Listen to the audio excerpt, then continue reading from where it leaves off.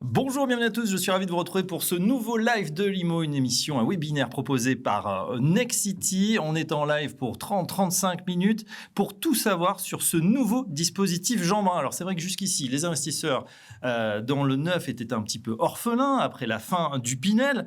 Eh bien voilà, on a un tout nouveau dispositif. Alors comment l'apprécier, comment ça marche concrètement, à qui s'adresse ce dispositif, quels biens sont concernés, quelles sont les règles à respecter et peut-être même les pièges à éviter. On va tout savoir avec nos experts du jour, nos invités. On est ravis d'accueillir Paul Lassalle. Bonjour Paul. Bonjour. Vous êtes directeur commercial France du groupe Nexity. Il paraît. Bienvenue à vous. Et à vos côtés, un expert, maître Cédric Vermus. Bonjour, Bonjour. Cédric. Vous êtes avocat associé senior chez Rivière Avocat Associé. Bienvenue à vous. Exactement. Merci. Bonjour maître. On démarre, chers amis, avec le contexte. Tout d'abord, je te précise qu'on est en direct, donc n'hésitez pas à nous poser toutes vos questions. On va y répondre via le chat qui s'affiche sur votre écran. On démarre avec le contexte.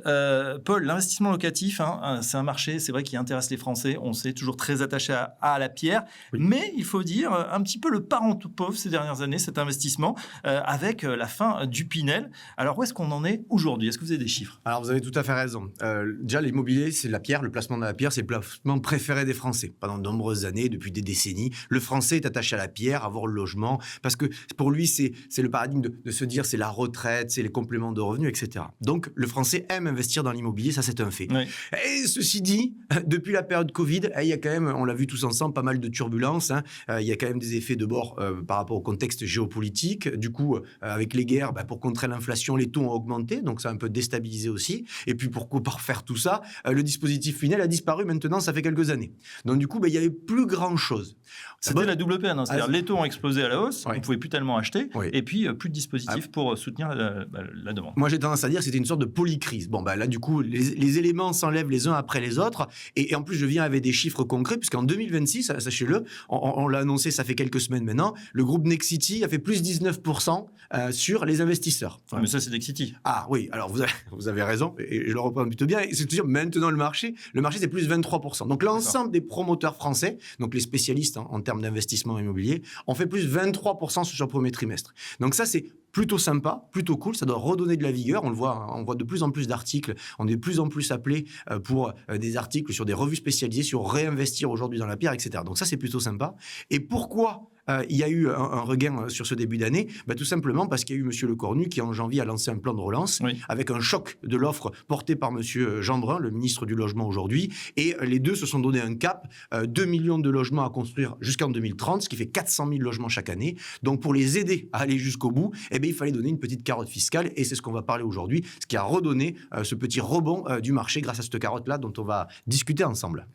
Cédric Vermus, justement, on va rentrer dans le vif du sujet avec ce dispositif Jeanbrun. Alors c'est vrai qu'il y a eu beaucoup de tractations. Il a vraiment été, il a eu lieu au forceps, on va dire, parce qu'il y avait déjà beaucoup de négociations avec la précédente ministre du Logement. Est-ce que vous pouvez nous retracer la genèse de ce projet? Alors, effectivement, et peut-être pour comprendre bien où on est, c'est important de savoir d'où on vient. Avant de parler de Jeanbrun, on parlait du dispositif du bailleur privé, enfin plus largement du statut du bailleur privé. Et ce statut bailleur privé, il a recouvert plusieurs réalités, en tout cas plusieurs projets depuis un certain nombre d'années, et qui dépendaient, en fait, c'était plus ou moins ambitieux en fonction de la personne qui le portait. Et en tout cas, pour dire les choses rapidement, l'idée c'était de reconnaître le rôle d'agent économique des bailleurs, et donc ça ne concernait pas que la fiscalité, mais il y avait évidemment la fiscalité, et c'était plus large que ça. Et du point de vue de la fiscalité, on touchait à l'ISF, on touchait à l'impôt sur les plus-values, et évidemment on touchait aux revenus aussi. Et en parlant des revenus, et comme j'allais dire tout professionnel ou agent économique, c'est là qu'on a insufflé cette logique d'amortissement. L'amortissement, en deux mots, c'est la répartition du prix d'acquisition du bien dans le temps qu'on va passer en charge pour venir diminuer le résultat de l'activité. Et ça, c'est une nouveauté. Alors, c'est une nouveauté, oui et non, pour l'investissement immobilier. Ça a existé il y a longtemps avec les dispositifs Périsol, Besson, d'Eurobien, qu'on a perdu de vue. Des grands dispositifs qui avaient fait l'essor de l'immobilier à ce moment-là. Et qui avaient très bien fonctionné. Tout à fait. Effectivement, qu'on a perdu de vue au profit d'autres dispositifs de réduction d'impôt, mais on en reparlera. Et en tout cas, c'est cette logique d'amortissement qui, j'allais dire, seule a survécu. Il y a eu des groupes de travail, notamment l'été dernier, autour donc, de Valérie Létard, qui était alors ministre du Logement, qui a regroupé des organisations et syndicats professionnels justement pour travailler autour de cette question. Suite à la démission du Premier ministre d'alors, François Bayrou, malheureusement, tout ça est un peu passé à la trappe. Et c'est pour ça qu'on avait un projet de loi de finances qui était absolument vide, absolument décevant pour l'ensemble justement des parties prenantes. Et ce dispositif donc est revenu sur les bancs de l'Assemblée et du Sénat par voie d'amendement, y compris du gouvernement.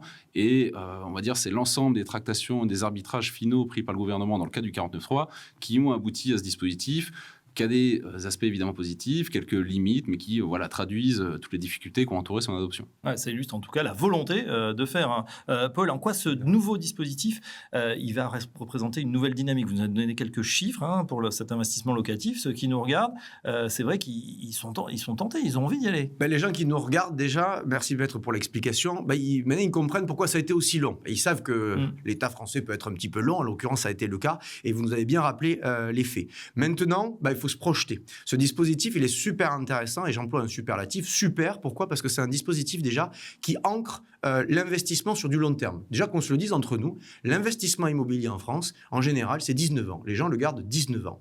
Les lois précédentes, les lois Pinel, pour ne pas la citer, c'était 6 ans, 9 ans, rarement 12 ans, mais c'est 6 ou 9. C'était des super investissements, mais c'est court, et le français, il a besoin de se projeter. Et aujourd'hui, cette loi, déjà, elle répond à cette logique patrimoniale, déjà sur le long terme. Donc ça, elle démocratise un petit peu l'investissement en disant, on va mettre de la simplicité, parce que là, on a commencé par des termes un peu d'État, etc.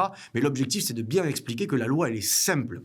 Et maintenant, avec un peu plus de simplicité, moi, je vais juste résumer par ça, par un effort d'épargne. Très simplement, c'est ce qui motive les Français qui nous regardent à vouloir investir aujourd'hui. En tout cas, je l'espère.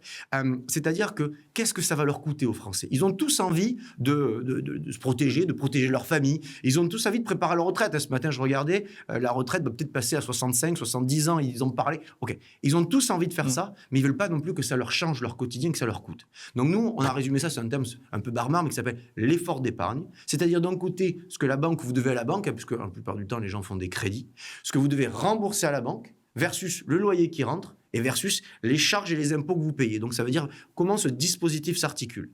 Avant le Pinel, avant le Pinel, on était de l'ordre de 200-300 euros tous les mois. Ensuite, il n'y a plus le Pinel. On était monté à 500 à 600 euros. Donc là, les investisseurs, ils s'y retrouvaient plus. Et voilà pourquoi il y a eu un trou au milieu.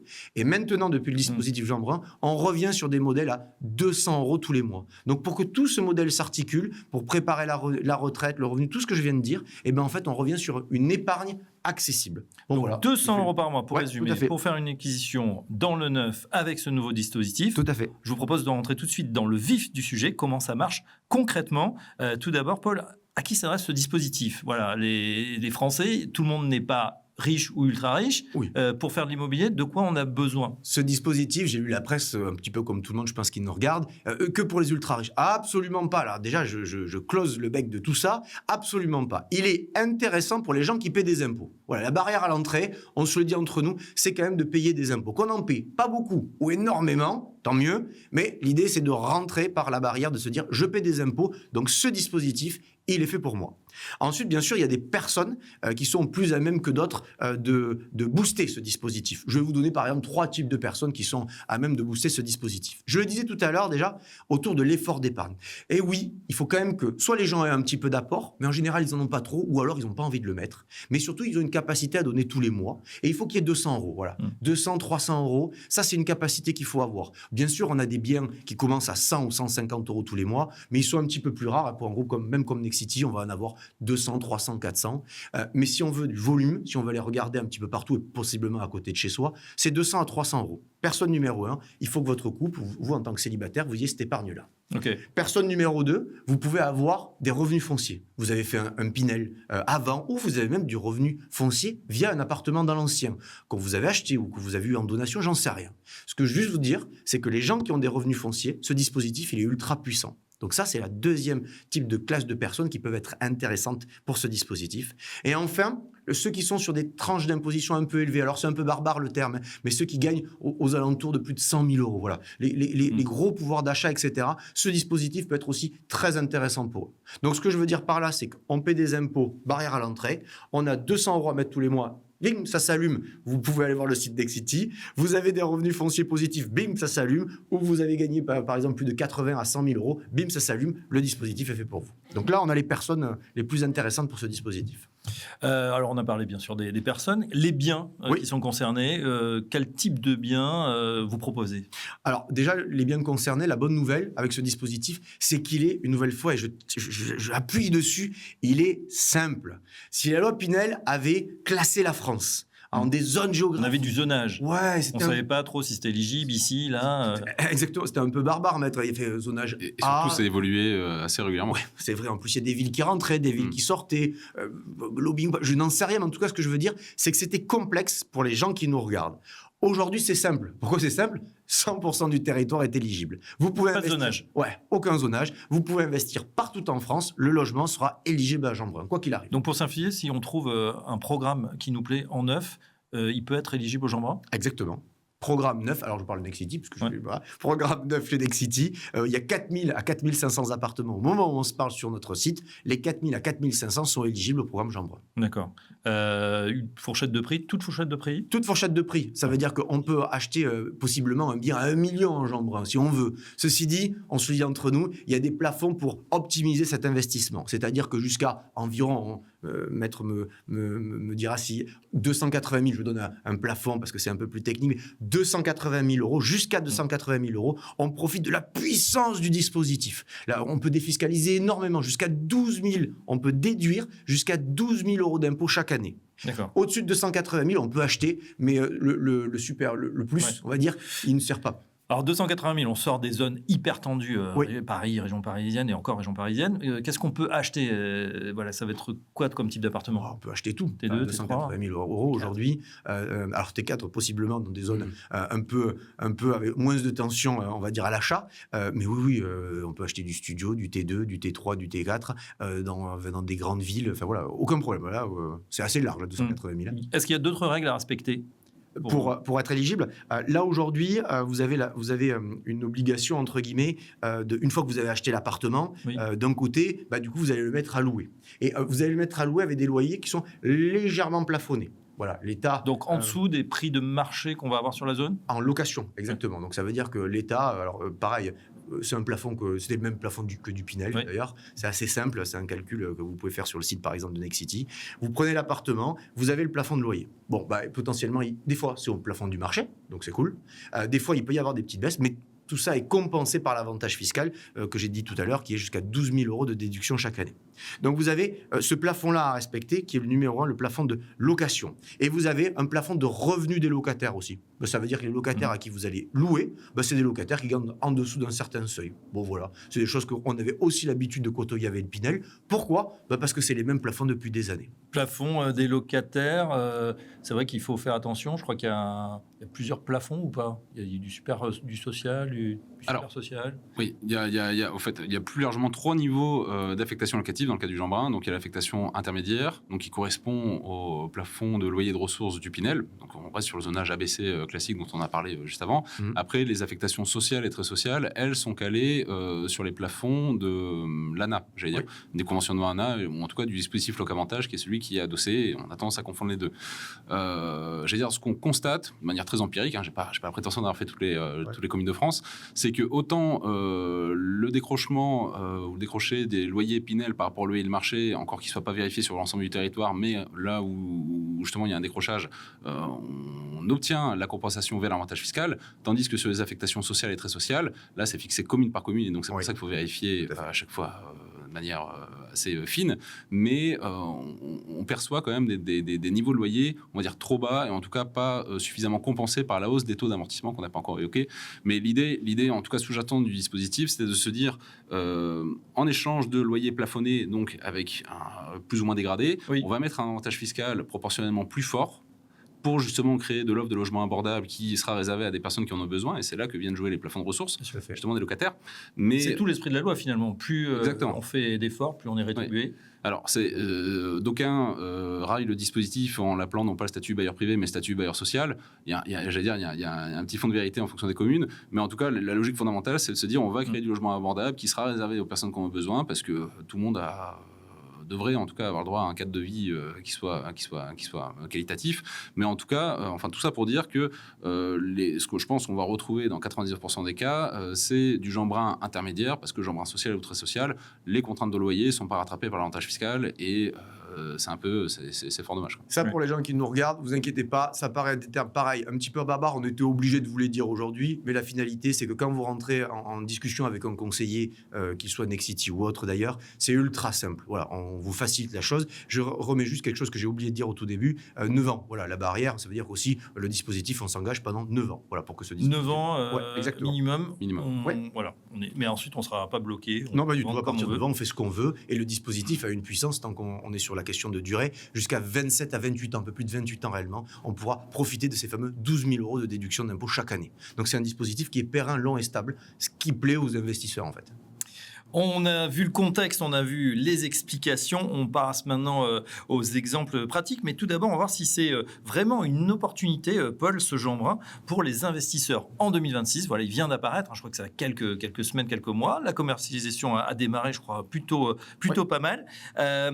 Voilà, qu'est-ce qu'on peut dire aux investisseurs là, qui se posent la question, qui nous regardent, qui se disent « est-ce que c'est le moment pour moi ?» Bien sûr, alors c'est toujours le moment d'investir dans la pierre, c'est toujours le moment de préparer sa retraite, c'est toujours le moment d'avoir des compléments de revenus, c'est toujours le moment de protéger sa famille. Déjà, ça c'est le socle. Ce qu'on appelle le carré chez nous, c'est le socle de l'immobilier. Donc là, c'est toujours le moment. Après, il y a des moments qui sont plus faciles que d'autres. Et si on attend déjà le moment idéal, on attendra toute une vie. Parce que jamais, il y a tous les feux qui se mettent au vert, ça c'est évident.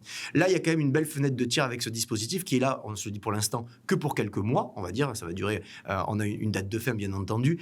Mais ce n'est pas une date de fin qui est dans 10 ans. D'accord. Donc là, on va jouer avec ce dispositif. Ça finit quand, pardon ? Fin 2028. Ah oui, d'accord. Donc ça veut dire que ce dispositif-là, on a 2 ans, entre guillemets, pour jouer avec.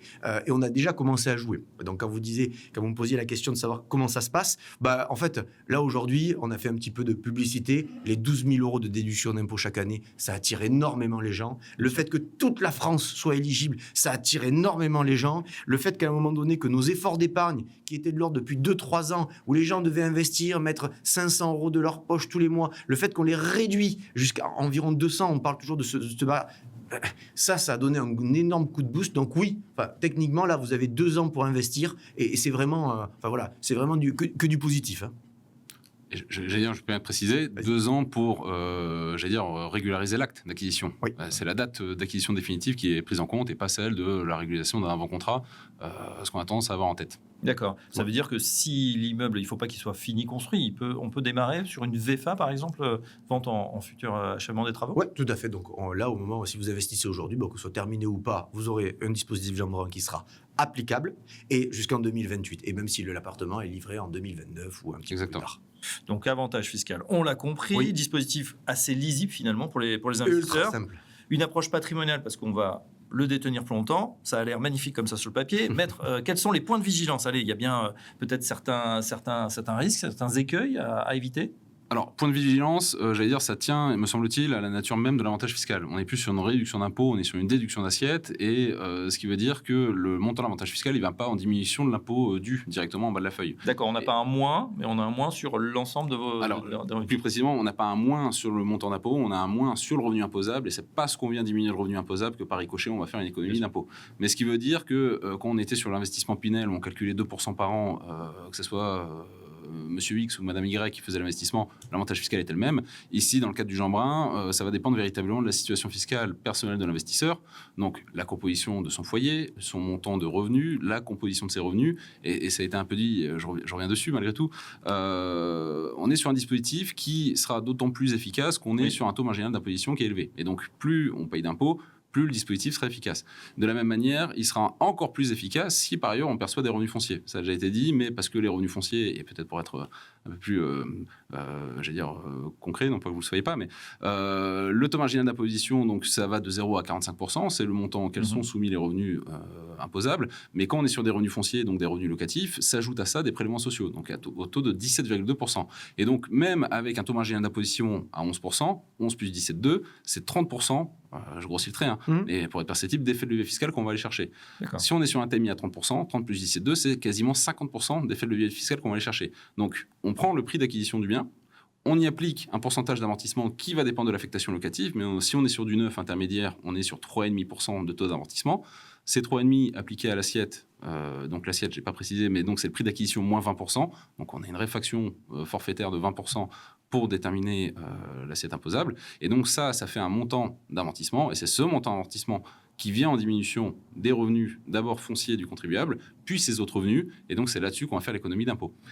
C'est la fameuse double lame. Nous, là, les premières personnes qui ont signé des jambres, donc du coup, en tant que patron du commerce, entre guillemets, je me suis permis d'en appeler, les premiers, pourquoi ils l'avaient fait, etc. Le double argument les a fait signer, les a fait adhérer. L'argument numéro 1, vous l'avez dit, et je le redis simplement, c'est vous achetez un bien immobilier, tous les loyers que va vous ramener ce bien immobilier, vous ne paierez pas d'impôt dessus. Donc ça, pendant 27 ans, 28 ans, un peu plus de 28 ans exactement. Donc ça, vous avez un énorme avantage. Et l'avantage numéro 2, le double effet qui se coule, on s'est amusé à l'appeler comme ça avec certains clients, c'est que du coup, en plus, il y a même un petit peu de rab, hein, je parle avec des termes un petit peu simples, hein, mais ça veut dire que vos revenus salariaux, vous allez pouvoir les baisser de ce petit rab. Ça veut dire qu'en plus, vous allez payer moins d'impôts sur vos revenus. Donc en résumé, vous payez, imaginons, X impôts aujourd'hui, demain en achetant un jambrin, vous paierez moins d'impôts avec un appartement en plus. Voilà, donc ça, cette double action, c'est ce qui a conquis pour l'instant. On est à un peu plus de 200-300 réservations. C'est ce qui a conquis les clients Nexity. Ouais, c'est vrai, on a envie de savoir où est-ce qu'on signe tout de suite. Alors, il y a des réserves aussi, par exemple, je crois que pour les ascendants et les descendants, avant, dans d'autres dispositifs, on pouvait mettre ces ascendants, c'est-à-dire, par exemple, on pense à ses enfants. Je crois que là, c'est pas possible pour ce dispositif. Effectivement, alors c'est une tolérance, en tout cas une mesure qui avait été apportée dans le cadre du Pinel. Et d'ailleurs, le nombre de ventes en Pinel avait rebondi après l'introduction de cette mesure. Là, ça a été, annulé. En tout cas, on est revenu sur cette tolérance dans le cadre du jambrin. Effectivement, on ne peut pas louer aux ascendants, aux descendants, ou en tout cas parents jusqu'au 2e degré inclusivement. Maintenant, ça peut changer. Alors, au moment où on se parle, ça y est pas, vous avez raison. Et du coup, j'amène juste un petit peu de clarté dans ça. Bien sûr, ça avait rebondi. Et en fait, c'était marrant parce que nous, on s'en était servi en termes de marketing, puisque c'était marketingement parlant super intéressant. Par contre, moi qui vois les clients en espace de vente, les gens venaient potentiellement avec cet argumentaire-là. Mais par contre, quand on leur disait que les enfants devaient sortir du foyer fiscal, parce que c'était aussi une des conditions, les gens disaient finalement, non, on va garder. Et donc, ils signaient, mais finalement, pas pour mettre leurs enfants. Parce que la prospective dans 9 ans, mes enfants vont faire leurs études à cet endroit-là. Bon, ok, c'est un peu Madame Irma, on ne sait pas où feront les enfants et on ne veut pas savoir. Ce qu'on veut dire, c'est on veut juste placer l'argent. Et en l'occurrence, oui, en termes de marketing, non en termes finalement de volume de vente dû à ça. Le jambrin ne l'a pas. C'est pas ça, en tout cas, qui a fait venir nos clients, nous, aujourd'hui, ou les faire partir, justement. Et puis avec la difficulté aussi de devoir payer un vrai loyer. Oui, tout à fait.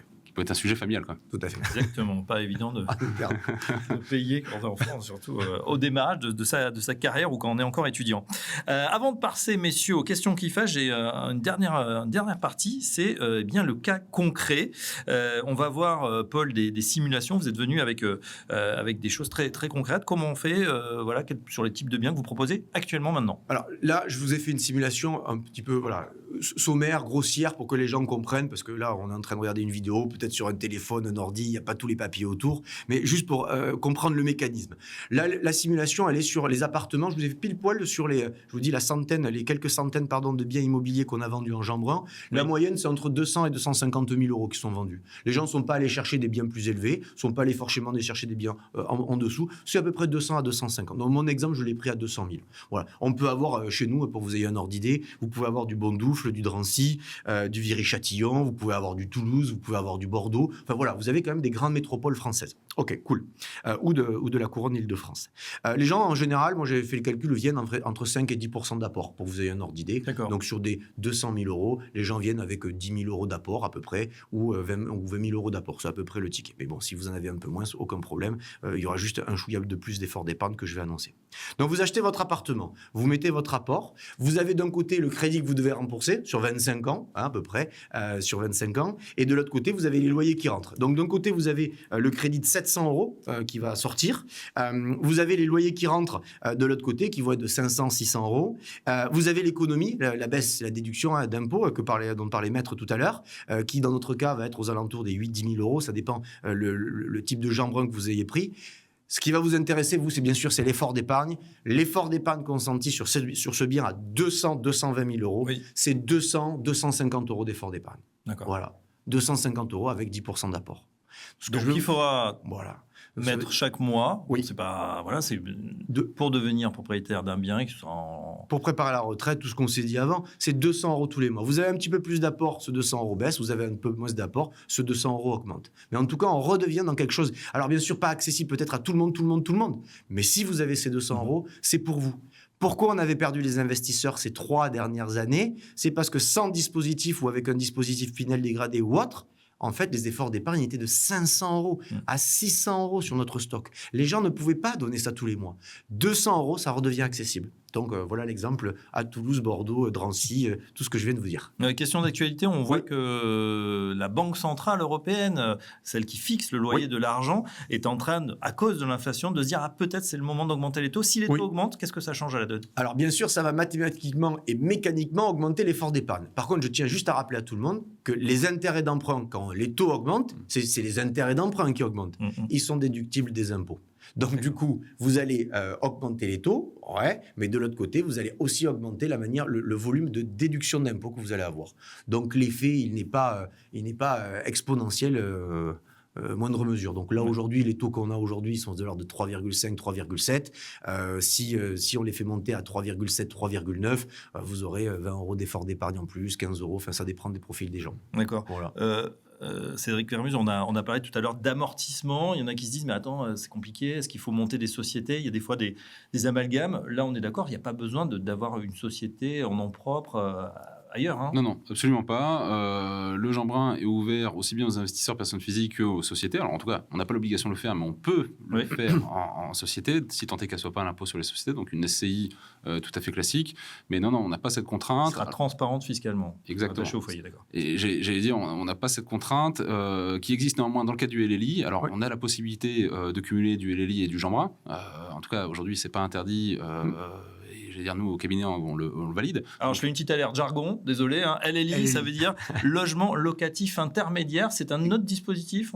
Exactement. Alors, je vais dire très rapidement, parce que ce n'est pas le thème du webinaire, mais historiquement, c'était réservé aux investisseurs institutionnels, donc on va dire plutôt les publics ou parapublics, et ça a été étendu jusqu'aux aux investisseurs personnes physiques, mais sous couvert d'investir via une société. Et donc c'est là où il fallait créer une société, absolument. Exactement. Ouais, d'accord. Et donc, si on fait un Jeanbrun cumulé au LLI, oui, il faudra faire une société, mais si on fait un Jeanbrun pur, il n'y a pas d'obligation. Paul, Jeanbrun plus LLI, on voit de plus en plus d'articles qui disent c'est un peu la formule magique, on peut coupler. Alors, modulo, effectivement, la création de sociétés qui peut apparaître complexe. Qu'en est-il sur le terrain? Est-ce que vous en voyez déjà? Alors, nous, c'est à peu près 20 à 30% de nos ventes. Ça veut dire que sur les quelques centaines que je vous ai dit, vous prenez 20 à 30% de nos ventes. C'est ce combo gagnant. Alors, le combo, il est super intéressant parce qu'on se le dit, maître, je parle sous votre responsabilité, mais ce qu'on se dit, c'est que vous achetez 10% moins cher, puisque le LLI permet d'acheter avec une TVA 10. Et de l'autre côté, vous avez une taxe foncière qui est exonérée. Vous ne payez pas de taxe foncière pendant 20 ans. Voilà. Et donc, ce combo-là, il a un impact direct sur le fameux effort d'épargne que je cite depuis le début de cette présentation. En général, pour simplifier pareil pour les gens qui nous regardent, et on fera des études personnalisées si vous le souhaitez avec les conseillers Nexity, mais grosso modo, c'est 100 € d'effort d'épargne en moins sur les biens immobiliers. Donc, tous les exemples où je vous disais, c'est 200, 250 ou 300 € tous les mois, vous enlevez 100 € avec ce combo LLI Jeanbrun. Particularité, un chouïa plus complexe, puisqu'il faut monter cette fameuse SCI ou SARL ou autre, mais en tout cas, il faut monter une société, alors que le Jeanbrun, on va appeler vulgairement le Jeanbrun classique, vous l'achetez, c'est du revenu foncier, c'est une 2044, c'est 10 cases à remplir, ça dure 2 secondes 5, et c'est un peu plus simple. Mais après, si vous aimez un peu la technicité et surtout gagner 100 € tous les mois, vous pouvez aller sur le combo qui marche très bien. C'est surtout que ça peut valoir le coup. 100 € par mois, oui, tout à fait. Ouais. Après, il y aura peut-être d'autres frais, comptabilité, mais ça est réimpacté dans la société. On se le dit, alors on est rentré dans cette brèche-là. Il y a une question de durée aussi, juste la pérennité du dispositif. Le Jeanbrun plus simple, plus léger, dont on parle depuis le début, c'est 9 ans minimum. Et après, on en fait ce qu'on veut. Le LLI, il faut le garder un petit peu plus, une quinzaine d'années. Donc, c'est un peu plus long dans le temps. Mais l'avantage est là, il y a 100 € de moins à aller chercher sur tous les mois. Bon, à étudier en tout cas cette option, le couplage Jeanbrun plus LLI avec les experts. Allez messieurs, on passe, il nous reste quelques minutes aux questions qui fâchent. N'hésitez pas vous-même chez vous à poser toutes vos questions dans le chat, on y répond bien évidemment en direct. Allez, on commence avec une question toute simple, Paul. Certains investisseurs disent qu'entre le prix d'achat, les charges, le crédit, ce neuf finalement il est plus tellement rentable. Est-ce qu'ils ont tort? Dans quel cas il faut renoncer à investir? Alors, je vais même faire le fameux battle. Franchement, je suis au quotidien, pour ceux qui suivent sur les réseaux, je suis au quotidien avec les équipes. Tous les jours, je suis avec les équipes et tous les jours, on vient me parler du fameux battle contre l'ancien. Voilà, donc dans la question, je vois le début du nez de l'immobilier ancien. Moi, je vais juste vous faire un calcul excessivement simple que les gens vont juger par eux-mêmes. Vous achetez un appartement dans l'ancien, imaginons un 3 pièces, 230 000 euros. Voilà, vous pouvez l'avoir dans plein de villes. Vous achetez l'appartement dans la rue d'à côté, le trottoir d'à côté, 280 000 euros. C'est à peu près souvent la différence qu'il peut y avoir. 50 000 euros entre le neuf et l'ancien. Vous êtes quoi? Vous êtes sur Se Loger, Le Bon Coin, et on en citera plein de noms de plateformes si vous voulez. Voilà, Bien Ici, etc. Comme ça, il y en aura pour tout le monde. Mais ce que je veux dire par là, c'est que du coup, qu'est-ce qu'il fait le Français qui n'est pas à même aguerri à cet immobilier? Il va dire, le neuf, c'est super cher, j'ai pas envie d'y aller. Je préfère l'ancien. Il a raison, c'est la face visible de l'iceberg. C'est ce prix qui est un petit peu plus élevé. Ouais. Mais dans ce cas-là, juste en 3 points, et après, il y en a plein d'autres, mais je vais juste en dérouler 3. Le numéro 1, déjà, le jour du notaire, vous regagnez 12 000 euros. 12 000 euros, évident. Pourquoi? Parce que vous avez des frais de notaire. Les fameux frais de notaire, enfin, c'est plutôt les frais pour l'État, hein, c'est pas forcément les notaires. C'est vous qui le dites. Donc, c'est 8% versus, à peu près? C'est 2% pour le neuf, 8% pour l'ancien, vous avez raison. Donc déjà, 12 000 euros. Vous regagnez 12 000 euros juste avec ça. Le numéro 2, vous comparez une voiture neuve et une voiture ancienne. Une voiture neuve qui est garantie avec toute la garantie décennale, biennale, tout ce qu'il y a, et l'ancien où vous avez... avec toutes les nouvelles options, surtout. Ouais, avec toutes les nouvelles options, exactement, écologiques, énergétiques et tout ça. Et de l'autre côté, vous avez l'ancien. Il y a toujours des travaux. L'ancien, là, je vais vous faire un petit calcul sur 10 ans. Même si vous vous dites, oh non, mais je l'achète, il est super. Bien entretenu, joli copro. Oui, rendez-vous dans 10 ans. En général, regardez les études, c'est 20-25 000 euros de ticket moyen pour des appartements de 60 mètres carrés, à peu près 60-65 mètres carrés, l'exemple qu'on est en train de prendre. Donc là, vous aurez, quoi qu'il arrive, 20 à 25 000 euros de plus à mettre dans cet immobilier ancien. Le neuf, c'est zéro. C'est du neuf, c'est garanti 10 ans, donc pendant 10 ans, il n'y a rien à faire. Et enfin, dernier sujet, on va parler des consommations énergétiques, de l'énergie, des charges. Ce que je veux dire par là, c'est que vous avez d'un côté un neuf qui est en DPE A, B, de temps en temps C, mais on est quand même plutôt sur... Donc c'est optimisé. Ouais, optimisé. Et de l'autre côté, vous êtes plutôt à D, E, F, etc. Et sur ces chiffres-là, vous allez aussi gagner sur une dizaine d'années 12 000 euros. Donc, une fois que vous avez additionné vos 25 000, vos 12 000 et vos 12 000, vous vous retrouvez au fameux 50 000 qui était l'écart entre le neuf et l'ancien. Et pour clôturer le débat, je ne parle même pas des charges de copropriété dans lesquelles je ne vais pas rentrer, mais potentiellement, vous vous doutez bien que dans l'immobilier ancien, les magnifiques haussmanniens ou ce que vous voulez, ou les jolis niçois, ou la briquette toulousaine, ce que vous voulez, vous aurez, quoi qu'il arrive, des charges de copropriété élevées. Donc, le match... En fait, même si au début, il y a ces 50 000 euros d'écart, il n'y a pas match in fine. Voilà. Bon, je rajouterai 2 arguments. Un, pour vous, c'est de dire les gens qui sont sensibles au bruit, c'est quand même beaucoup mieux isolé qu'il y a 50 ans. Ou plus. C'est sûr. Et en revanche, moulure, cheminée, hauteur de plafond, ça se discute. Après, mon argumentaire, il dérange, parce que du coup, de l'immobilier ancien, il y en a bien plus. Mais en fait, il est juste véridique. Tout ce qu'on vous a dit, c'est factuel, en fait. Voilà. Le neuf, sur tous les combats que je viens de vous dire, c'est moins cher. Bon, il a réponse à tout, ce Paul Lassalle. Cédric Vermut, on entend les professionnels parler que des avantages. Est-ce qu'il y a quand même des choses sur lesquelles, encore une fois, on peut buter par exemple, le plafond des 8 000 euros, expliquez-nous. Alors, effectivement, le Jean Brun n'a pas que des avantages, il y a quelques limites qui sont pas, qui concernent pas l'investisseur en premier chef, mais qui concernent le dispositif en lui-même, pris de l'échelle peut-être un peu plus macro. La première est qu'effectivement, on plafonne ces fameux amortissements quand on est sur une affectation intermédiaire à un montant de 8 000 euros par an. D'accord. Ce qui veut dire que si je réalise un investissement d'un peu moins de 286 000 euros, je suis globalement à ces 8 000 euros d'investissement. Ce qui veut dire que je peux réaliser 1 ou 2 investissements pour atteindre ce montant. Donc, on n'apprécie pas investissement par 2 investissement. fois 140 000, par exemple. Exactement. Mais si je suis à 2 fois 200 000... au fait, la différence est perdue. D'accord. C'est malgré tout une limite forte au dispositif. Ça, c'est le premier point. Une deuxième limite au dispositif, c'est sa déclinaison dans l'ancien. On en parlait. On peut faire du Jean Brun dans l'ancien aussi, mais les critères qui ont été prévus sont tellement restrictifs que globalement... il n'y a rien qui va sortir. En premier chef desquels, il faut un DPE minimum A ou B à la sortie. Autant dans le neuf, on sait très bien le faire, autant dans l'ancien, avec les contraintes. Ouais. C'est quand même beaucoup plus compliqué. Donc, DPE A ou B, et aussi, ce qu'on peut regretter, en tout cas, ce qui est une revendication de la filière, c'est l'exclusion des maisons individuelles. Donc, pour un motif de sobriété foncière, mais quand bien même que de toute façon, ces maisons individuelles, on aurait pu les construire que là où elles auraient été autorisées. Donc, se servir du levier fiscal pour lutter là-dessus, ça peut laisser un peu pensif. J'ai une dernière question. Oui. Tout à l'heure, vous disiez, voilà, quelqu'un en ce moment qui se présente, il a 20 000 euros sur son compte pour faire cet investissement. Mais il a d'autres possibilités. Il y a sûrement son banquier qui lui a dit, mais regardez, j'ai un super livret plus. Il y a peut-être les SCPI, les sociétés civiles de placement immobilier. On vous dit, il n'y a rien à faire. Vous investissez dans des bureaux, de la logistique, etc. Il y a aussi, pourquoi pas, des placements financiers. Pourquoi, aujourd'hui, je mettrais mes 20 000 euros pour faire cet investissement plutôt qu'un autre? Alors, réponse ultra simple, profitez de l'effet de levier. En fait, c'est le locataire qui va payer votre investissement. Pourquoi ? Parce qu'en fait, dans tout ce que vous avez cité, hors les SCPI, mais un peu plus compliqué, tout le reste, en fait, s'achète pas à crédit. Le seul placement pour préparer la retraite, les revenus, les compléments, tout ce qu'on s'est dit, c'est l'immobilier. Donc en fait, vos 20 000 euros, vous les prenez, vous les mettez en apport, vous faites un investissement et vous profitez de l'effet de levier. Le locataire qui paye une partie du crédit, une grosse partie du crédit, l'État qui paye une bonne partie du crédit via votre économie d'impôt, et finalement vous qui en payez qu'une partie, en général c'est moins d'un tiers. Donc en fait...